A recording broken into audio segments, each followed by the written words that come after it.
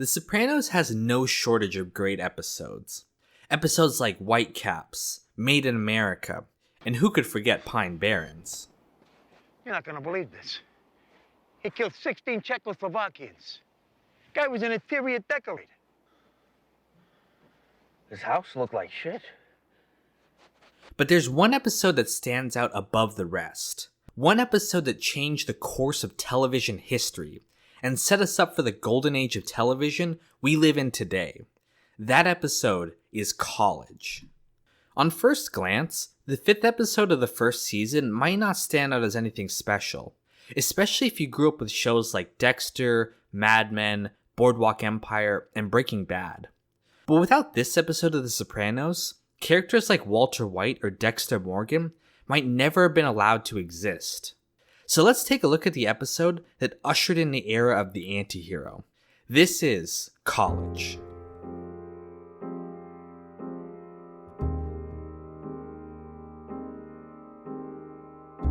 The episode opens with Tony taking Meadow on a trip to visit 3 colleges in Maine she's thinking of attending. On the car ride, she abruptly asks if he's in the mafia. Am I in a what? Though taken aback, he admits that some of his money comes from illegal activities. Meadow appreciates his honesty. Later, at a gas station, Tony thinks he sees Febby Petrulio, a made guy from New Jersey who became a federal informant. Though Tony tries to follow him, he can't with Meadow in the car, and ends up losing him. He manages to get his license plate though, and has Christopher run the plates for him. Meanwhile, Carmela is at home recovering from the flu. While AJ is out at a friend's house, she's visited by Father Phil. While they have dinner and wine together, Melfi calls the house to cancel her appointment with Tony. Carmela assumes that Tony is having an affair with her, since he lied about his therapist being a woman. Back in Maine, Tony and Meadow are having dinner. During the meal, she admits to Tony that she was doing drugs before. When he asks her why she would tell him this, she says it was because he was honest with her about the mafia. However, when Tony gets Febby's address from Chris, he leaves Meadow with some college girls at the restaurant so that he can track Febby down. He finds Febby at his house, but can't do anything since his family is with him. However, Febby notices that something is off and begins his own investigation into who's looking for him. He eventually discovers the motel where Tony and Meadow are staying at and waits for them in ambush. Meanwhile, Carmela and Father Phil continue to drink and get close. Being upset about her life with Tony, she and Father Phil do confession, and he offers her communion. As things get intimate, she gets a call from AJ telling her that he's going to be staying at his friend's house, and that they will be alone together all night. Drunk off communion wine, they're about to kiss when Father Phil gets sick and rushes to the bathroom to puke. Tony brings the drunk Meadow back to the hotel. Febby sees them, but is unable to take the shot because of a couple nearby. The next morning, Tony drops Meadow off at the next college and goes off on his own. Febby tries to hire some junkies to kill Tony for him, but they refuse and leave. Febby hears a noise outside and goes to investigate. When he does, Tony ambushes him and wraps a cord around his neck. Though Febby begs for mercy and says that he could have killed Tony the previous night, Tony strangles him to death anyway. When he's done, he sees a flock of ducks flying away.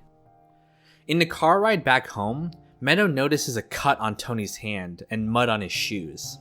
She asks him about it, citing a newfound honesty with each other. However, she can tell that he's lying to her and decides to stop asking questions. Back at home, Carmela tells Tony that Father Phil stayed the night. Though he is indignant at the thought of her spending the night alone with another man, Carmela reveals that she knows about his female therapist, and as the episode ends, Tony is left the one trying to explain. From that summary alone, this episode might not seem like anything special.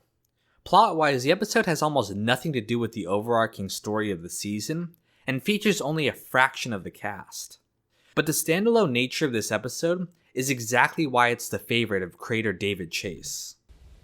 For me, the most successful episode of the show is the one called College. The one where he takes his daughter. Yes. Okay. And recognizes right. a squealer. To me, that's a film noir in and of itself. That could have been a low-budget movie from the 40s or something like that. It has nothing to do with anything that happened beforehand, and it has nothing to do with anything that happened later. It's two very discrete stories. A gangster takes his daughter to college, has to kill a rat while his wife almost sleeps with a priest. To me, that was the ultimate Soprano episode. And that has nothing to do with anything that came before or after. It's easy to see why he preferred standalone episodes like this. It allowed him to focus on the characters and their development more than just the plot. There's a lot of great symbolism in this episode that I don't think they would have had time for if they were busy writing C and D plots for the story. I love the development between Tony and Meadow. For once, he has opened up to her and been honest, and she returns by showing more trust and acceptance of him. However, when he goes back to lying to her, we can see that it's broken their relationship. They would never again be as close as they were throughout the rest of the series. This is symbolized perfectly when Tony sees the school of ducks flying away after he kills Phoebe. In the pilot, Tony has a panic attack when the ducks leave his pool, symbolizing his fear of losing his family. When the ducks gave birth to those babies, it became a family.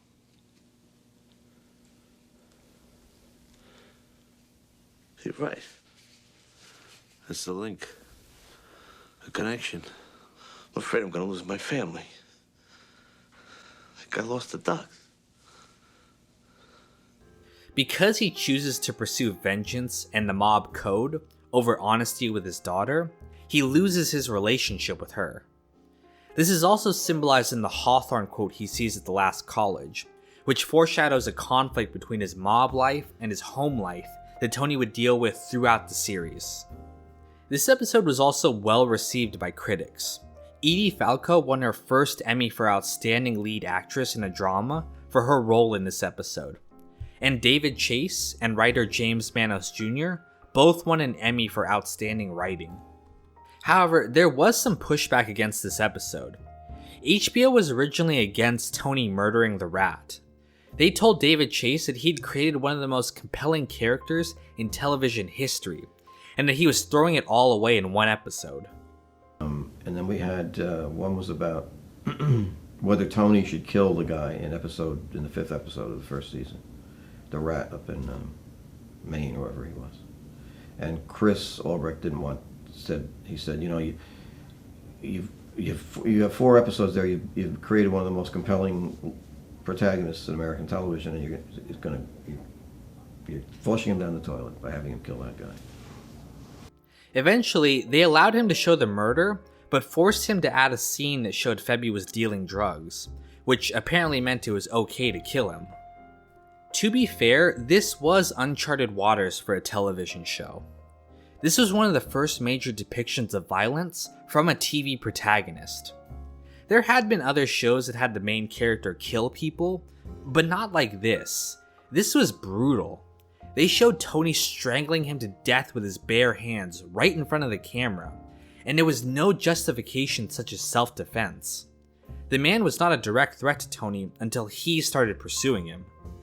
The decision to show such an act, and the fact that audiences accepted it, had a profound effect on television.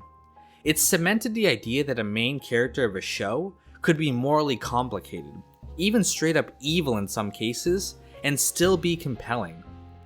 This episode would usher in the so-called golden age of television we live in now, an era defined by the anti-hero protagonist. Some of these shows can even be traced directly to The Sopranos. James Manos Jr., who wrote this episode, went on to create Dexter, a show about a literal serial killer. Series writers Matt Weiner and Terry Winter would go on to create Mad Men and Boardwalk Empire respectively. Again, both shows about morally complicated men. Without The Sopranos, these shows couldn't have existed. If you hadn't been on The Sopranos as a writer working with David, how different do you think? Oh, Mad Men would have been a piece of shit. I'm pretty sure. Would have been different. Even shows that can't be traced directly to The Sopranos, such as Breaking Bad, still owe their existence to the zeitgeist the show created for television. Would Breaking Bad have been made if we didn't have The Sopranos? I don't think so. I think what David Chase was able to do in creating a character like Tony Soprano was certainly paving the way to allow the space for someone like Walter White to exist. Yeah, it was groundbreaking. I hope you found this video insightful and entertaining.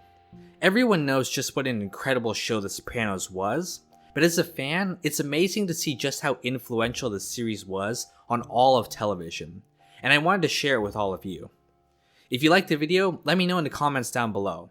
It really helps the channel, and be sure to subscribe for more Sopranos content coming soon. Thanks.